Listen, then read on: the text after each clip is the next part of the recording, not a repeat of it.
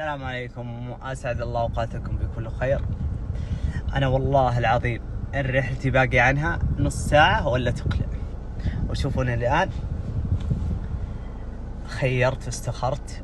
طبعا أنا رحلتي هذه لدولة أوروبية، أنا أكمل بعثة في أحد الدول الأوروبية وباقي لي سنة وأتخرج.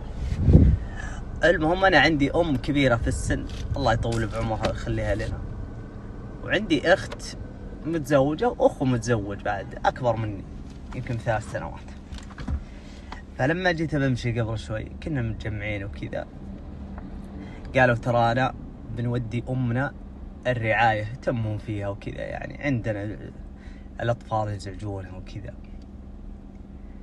قلت ليش تودونها الرعاية؟ قالوا والله عشان يعني تعرف يهتمون فيها أكثر وتجلس هناك عندهم ونزاورها حنا. أنا صدق زعلت، قلت لا والله يعني لو ما يبقى للرعاية ما تودونها الرعاية. قالوا أنت تدرس برا ولا أنت حولها ولا أنت عندها وما أنت عارفين وش اللي يصير. أنت إذا هي لو أنها عندك لا تقدر لا تطلع ولا تجي وتربطك، والناس تطلع تتمشى وتتقهوى برا وإحنا مرتبطين معها، يعني ما نقدر لا نروح ولا نجي إلا مقابلينها.